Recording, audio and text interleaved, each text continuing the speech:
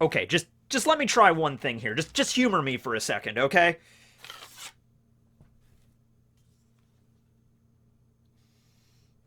Holy crap, it actually worked! Oh my god, Kinemon was right this whole time! Okay, I don't even... Um, uh... I have the power to warp reality now! Okay, hey everybody, how you doing? Tekking101 here with Barry and my mighty sword, Sen Hiki Kamogiri! I think that means, roughly translated, thousand duck cutter. So yes, it is the mighty duck slaying sword. The only sword that can slay Kaido. Anyway, today we're gonna be talking about Haki. Although, it's gonna be going down a road that probably a lot of people might be kinda, don't know about this. Just let me have this, okay? Because last chapter of One Piece, we got to see Kinemon with his fire sword, and I know a lot of people at this point are like, Matt, just move on. Kinemon has a fire sword. He can just ignite it with his mind or whatever. Who cares? It's a fire sword. It's One Piece. I'm like, oh no, I'm fine with Kinemon having a fire sword. I'm okay with him slicing fire. I'm okay with him taking out his sword and just being like, flame on, and just having a fire sword and flame off and be like, but it's kind of my job to overanalyze this stuff, and I'm genuinely curious. So I backed up a little bit, and I started looking at the bigger picture of One Piece here, and I started to realize, you know what? There's something that happens that I was just kind of okay with. I just kind of rolled with, you know, like, oh yeah, Sanji spins really fast and creates, you know, Diable Jambe. Now, the spinning thing, he does that when his initial battle with Jabra. You know, he does that in the anime and in the manga. He has to spin a lot, and he makes the Diable Jambe. And, you know, every now and then it depicts him, usually in the anime, like, spinning really fast, but it seems like he can just kind of ignite it whenever he wants now with minimal spinning or just like one spin or whatever. So we had that. We also, of course, have Luffy's Red Hawk, which, like, first time Luffy used Red Hawk, I was confused as hell. I had no idea what was even going on, right? Because Luffy's in a bubble under the ocean and then extends his arm out in gear second, Haki's it up, and then just flame on, you know, Red to Hawk, bam, and then just punches out Horty Jones.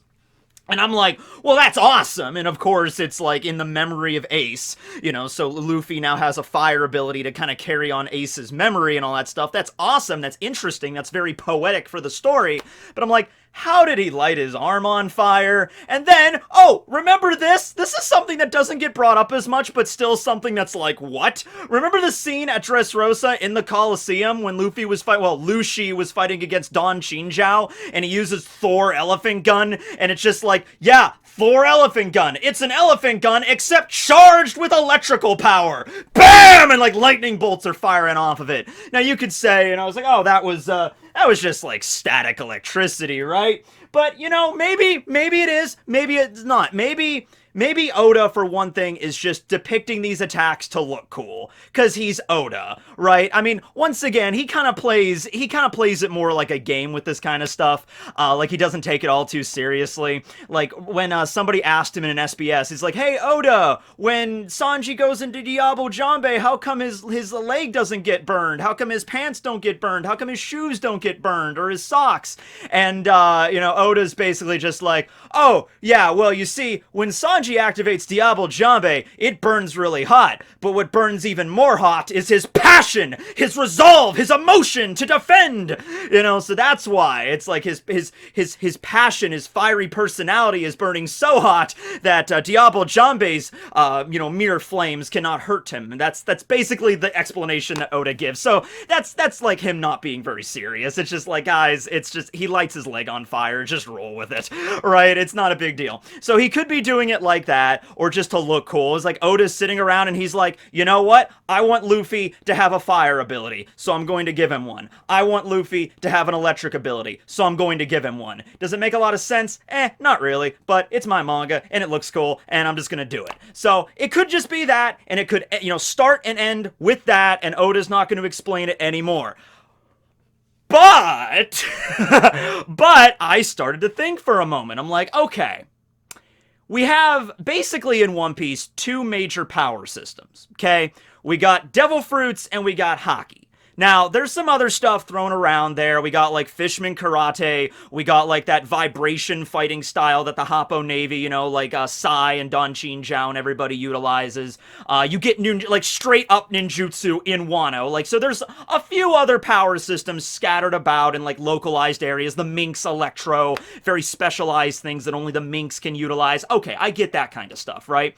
But overall, you got two major ones. You got Devil Fruit powers, and then you got Haki. Okay, and Haki, as Rayleigh explained, Haki's just literal translation is just ambition. Another way to look at it is willpower, alright? And the way Rayleigh talked about it is like pretty much anybody has the potential to unlock Haki. It just depends on your resolve and how you train with it, but it's like something that like everybody has. Even animals can unlock Haki, okay?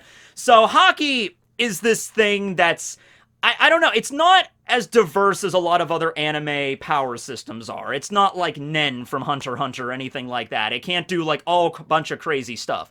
But we've seen some people do some pretty wild stuff with Haki. And more importantly with Haki, we've seen, individuals that have different specialized, facets of Haki, I guess. To put it one way, we have observation Haki, right? And there's like a baseline way of like, okay, you train a little bit in observation Haki, and it's like, kind of opening your third eye, so to speak. It's like, I could close my eyes and like, whew, sense an attack coming. Like, that's basic, observation Haki that like pretty much every major pirate in the New World has. But then there's, of course, higher levels of this. There's, like, the Future Sight Haki that we saw Katakuri use, but I'm not even talking about that. Remember Otohime?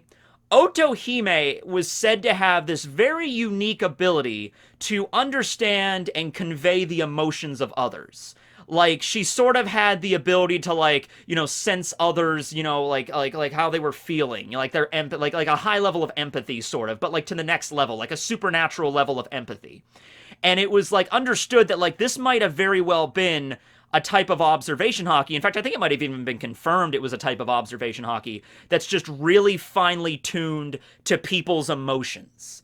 Okay, so Otohime was certainly not a fighter. She was not a warrior. So it would make sense that her type of Haki was not something focused for fighting, dodging attacks, or moving out of the way. Her Haki sort of sent more toward the end of, like, understanding other people because she was the queen of the Ryugu kingdom. And that was a very useful ability for a ruler to have, to, like, understand the plights and suffering of her subjects. Okay, so I'm like, all right, maybe it's possible. Maybe it's just feasible that armament Haki, when it comes to fighting, isn't just always about, like, the vulcanization, the hardening, and punching really hard, or the invisible Haki, like what the admirals did at Marineford, or the Haki that, Rayleigh used to, like, rip the collar off of Kami, like pure destructive force in that regard, or like a shield or an invisible suit of armor, as Rayleigh put it.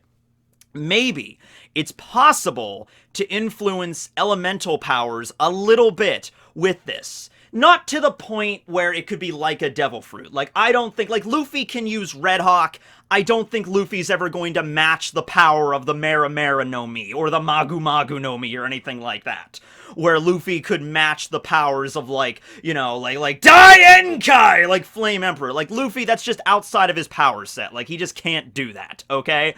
And likewise, like, Thor Elephant Gun was really cool, but I highly doubt, like, that could match a level of voltage or amperage that, like, Eneru could achieve, right? So it's like the Devil Fruit will always be superior here, but that might give us an explanation on how they're capable of doing that. And I really think it's like if Oda just wants to go the rest of this story and not even explain it, like, Oda's never gonna go further into detail on, like, how Red Hawk or Thor Elephant Gun or how Diablo Jump, like, that's just how they are. He's not gonna go into more detail than that. But if Oda wanted to, I think this would be a very simple explanation that really wouldn't piss any of the fans off. I don't see why that would be, like, a huge thing. You could just have somebody mention at some point, like, yeah, you know what? Weird thing about Haki. Haki is this very strange thing. We still don't really understand it completely. But yeah, if you you train really hard in Haki, and you like Luffy in particular. Luffy trained for 2 years with the memory of Ace's death, like the memory of cradling Ace's dead body, kind of fueling him to get a little stronger, along with wanting to see his crew again and everything like that. Luffy was like, man, I want a technique that can, that can like carry on Ace's dream. Because at this point, Luffy also thought Sabo was still dead, so he's like, I'm the only brother that's left. Sabo's dead, Ace is dead. I want to carry on his memory just a little bit. And so Luffy trained really, really hard, and maybe that ambition and like thinking of Ace's power is like, I want something that can carry on Ace's memory. And then one day it's just, whoa, what, holy crap! Bam! Rayleigh, did you see that? I lit my arm on fire! And maybe Rayleigh understood a little bit about maybe how it could have worked, but maybe Rayleigh, Luffy's pretty simple in that regard. I mean, sitting Luffy down and explaining to him the multifaceted nature of Haki and be like, yeah, they say that, those that master Haki with a very, very powerful ambition or drive, or if you're just really skilled, or if you have one particular move set in mind or something, you can unlock powers in the elemental. At that point, Luffy's gonna be 5 miles away chasing down a giant boar with Red Hawk trying to eat it, for dinner that night. It's just like, what's that, Rayleigh? I don't know what you just said. Bam! Yeah! Roasted boar! Instant roasted boar! Meat. This is great. I have a fire fist now. That's awesome. But, it could be something like that. If you just push yourself really hard, or if you set yourself on an ambition, it is the world of manga and anime, and it's through Haki that you're able to achieve this. Going back to Kinemon now. I don't think that I got a lot of different explanations because I brought it up in the video. I brought it up like, how does Kinemon have a fire sword? And some people threw out some interesting angles with it. Some people were like, well, maybe he did coat his sword with some kind of oil or something, and that doesn't really explain how it's just able to ignite. Some people threw out flame dials, and I'm like, yeah, but we really haven't seen like the influence of dials in Wano. And Wano on a technological level is way, kind of the One Piece world is scattered all over the place with different technology levels depending on the island. But Wano is not one of the most technologically advanced places, right? So that wouldn't make a lot of sense for them to have some kind of technology to do that. Obviously, like, the Beast Pirates, like Queen, they have stuff like that, like mechanics and stuff, but not, like, back in the time when Kinemon would have mastered his Foxfire style. They didn't have anything like that, right? So, how about this? I'm gonna throw this idea out there. Ninjutsu also. People's like, well, Matt, you just said ninjutsu's a thing. I'm like, no, yeah, ninjutsu is totally a thing. It could also be part of that. But what if Kinemon, one day, when he was mastering his sword as a young man, he came up with the idea of, like, so he looks at all these really strong samurai in Wano, like, back in the history, like, Ryuma is the sword god, and Odin was, of course, amazing, and Odin's got his two-sword style, and maybe Kinemon's like, man, I want to come up with a sword style that's tailor-made for me. I want a sword style that I'm named after. I want to become one of the great samurai of Wano. I need something that's my specific style. I need to cut something that nobody else can cut. Something different, something special. And he came to the idea of fire. He's like, man, if I could cut fire, that would be big. That would be like my own thing, and people would talk about me and stuff. That would be my own style. And like Kinemon like went up to Denjiro, and he's like, Denjiro, I'm gonna learn how to cut fire. And Denjiro's like eating a dango, and he's like, you have fun with that, man. And it's like, okay. And then Kinemon went out in the woods and he lit up a giant bonfire, and he's like, took out his katana and just starts swiping at the blaze, trying to like slice the fire. And it might have been a thing where it's like, he just kept doing it. He just kept, he kept his resolve, he kept his ambition, his Haki was tempered, and he just kept slicing at a giant blazing inferno until finally one day, holy crap, the fire actually got sliced, or it got snuffed out by his blade. And pretty soon it's like maybe the flames get absorbed into his blade, and then he could like use the fire from the inferno, transfer to his blade, and then whoosh! That's how he could do it. But, like, the overall mechanism for this was his ambition, was his resolve, and his training, and it was Haki-related in some way, right? It's not the kind of thing that anybody could just do, and it's not like, it's not like a standard training regimen. It's like you have to really want it. It's not just like, take your sword and cut a bonfire 10 times or 100 times or 1,000 times in a row, and you'll get the power of flame swords all of a sudden. No, I think it's like something you have to like literally want. You have to train in this regardless, and that's why Kinemon was able to do it, and Luffy was able to access like a little bit of fire power, a little bit of lightning powers, a little bit. Maybe that's from his fight with Eneru. I don't know. Something like that, right? Or it could also be natural processes. That was the third one. Like, they could literally just be static electricity or friction and stuff like that. The thing, that was what I always tried to explain it with. That's what, up until now, that's what I always tried to do. Like, oh yeah, Luffy just moved his arm, really just retracted his fist really fast, and that's what caused it to ignite.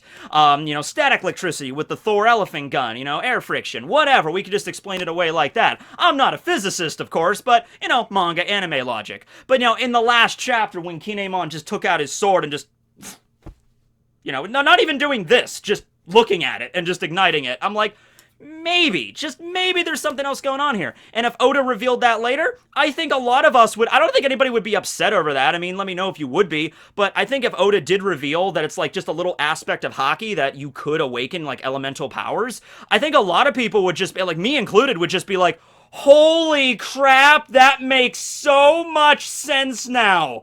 That explains so much, not just for Luffy's powers, not just for Kinemon, like all the different unique battle abilities in this story, like, now we just learn it a little bit more. Like, for example, Fishman Karate. All right, Jinbei can use Fishman Karate, right? Okay, cool. Now, what does Fishman Karate do? Well, Jinbei explained, Fishman Karate is basically using the vibrations and the shockwaves from the attacks to target specifically the water in the human body to cause damage. Like, that's what it does. Like, that's like the focus of it, right? So, the Fishmen and the Merfolk kind of just have a little bit of hydrokinesis a little bit. Like, they can manipulate water just a little bit.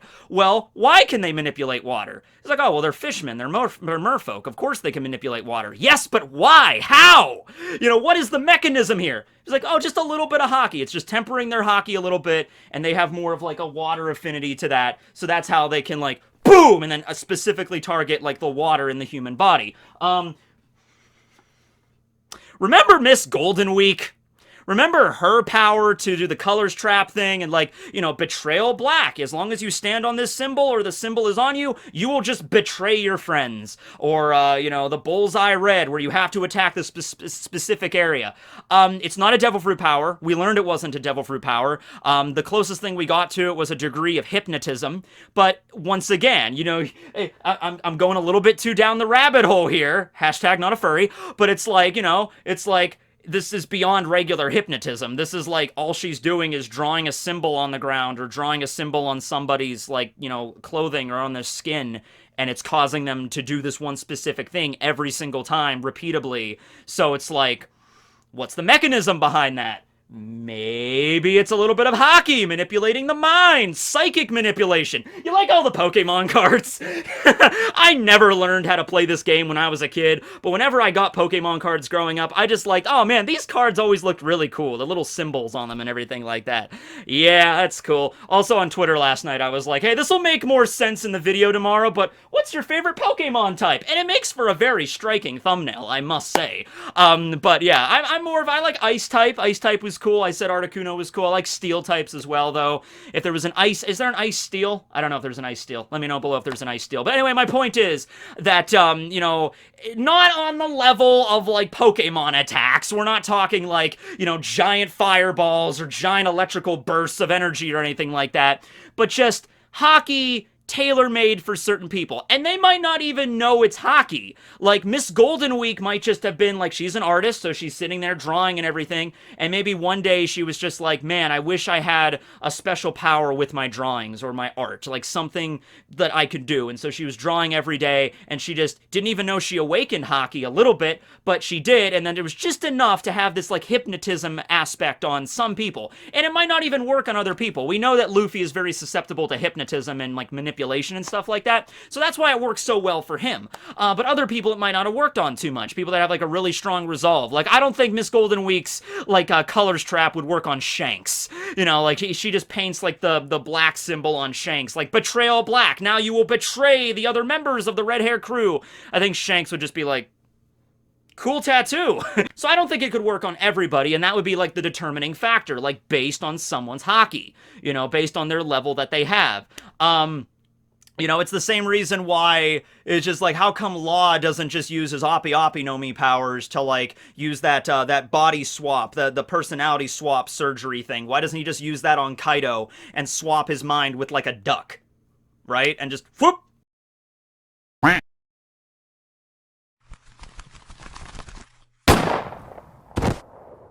Well, that was easy. Kaido's taken care of. The reason that Law can probably, or the reason why Law doesn't just like separate Kaido up and just put his head over there and his arm over there and everything like that, the reason probably why is just he can't, because Kaido's Haki is just so ridiculously powerful, it can resist certain attacks like that. There's also that thing, like whenever Luffy clashes with anybody that has Conquerors, like when Luffy clashed with Chinjao, or when Luffy clashed with Doflamingo, or Katakuri as well, you saw like the black lightning sparks like shooting off of the attack. I think that might be more for like just the shockwaves of the Conquerors itself, but who knows, it could be something else. We also saw something similar. Oh yeah, the Thunder Bagara thing. Yeah, let's talk about that. You know, the 8 trigrams like lightning strike shit that Kaido can do with his Kanabo, right? Could be air friction, just could be there for dramatic effect, and Oda's really not going to explain it beyond that. Kaido can just have it. Or it could be just, that's Haki a little bit. He trained with that technique and he just unlocked it one day. Just like, that's the power that's suited to me. Something like that, on at least a little bit of a scale. Oh yeah, and then we get all in the other crazy shit Kaido can do. Fire breath, wind blade breath, lightning breath. Although a lot of times you could just say, well, maybe that comes back to the fact that he might be a legitimate dragon that ate a devil fruit, or even if he is just a human or an ancient giant, you know, a descendant from the ancient giant that ate the dragon fruit is obviously going to be a mythical zone if he did eat it, so therefore, you know, mythical zones have a bunch of crazy powers anyway, like Sengoku's got the shockwaves, Marco's got the flames of rejuvenation, so, you know, if that's the angle we're taking it, you could just go with that, or maybe it might have something to do with Haki. Who knows?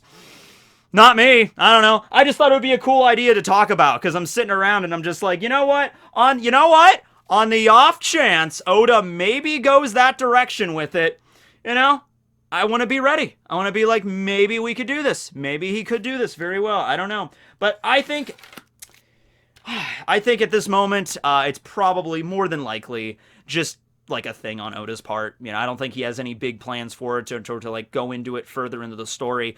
When we finally get to meet Vegapunk, we're going to find out a lot more about devil fruits, certainly. Like, we're finally going to find out what devil fruits are and where they come from and like the nature of that. But who knows? I mean, Vegapunk is a scientist. He's very advanced. Maybe he also did some research into Haki, this superhuman thing that everybody can apparently unlock under the right conditions. So it's like, I can see Vegapunk definitely doing some biological research into this. Like, what is Haki? How does it get activated? You know, what happens with changes in the brain when it occurs? You know, how does this work, right? Vegapunk is a scientist. It makes sense that he would at least do some research into this, right? If nothing else, maybe to adapt it into weapons in some way, right? Okay, so maybe you could do something like that, and Vegapunk's like, yeah, I did a little bit of research into Haki. I really don't understand how the hell it works. I'm more of a machinist, more of an engineer kind of guy, but I did do some research in it, and yeah, it turns out like there's observation, armament, and some people can unlock Conquerors, but, you know, there's like a bunch of little subsets to that. Like, there might be a thing, there might be so many different branches to observation and Conquerors and armament that it's like, there's no real way to categorize it. Like, there's no real way to do it. It's like, it might even be like, yeah, this person learned how to manipulate fire in a certain way, but this other person learned how to manipulate fire in a different way. And this one was heat in a different way. And this one was electricity in a different way. And since at the end of the day, Haki means ambition, it might be tailor-made to this particular individual's ambition. So everybody has a different ambition, so it's a little bit different for everybody. But who knows? And some people might not even be able to awaken it in that way, but who knows? So anyway, that's the video. Hope you guys enjoyed. Like, I was like, I don't know, I was like, just wanted to talk about this today. I was like, it was bugging me, so I wanted to discuss it. Before I go, I have one thing I wanted to ask you guys. I need your opinion on something. I'm probably just going to do a poll up here in the corner. You may have already saw it. But here's the basic deal, okay? This is something I've wanted to do for a while, and it looks like I'm having the possibility to do it now. So, how would you guys feel about a Barry the Brick plushie?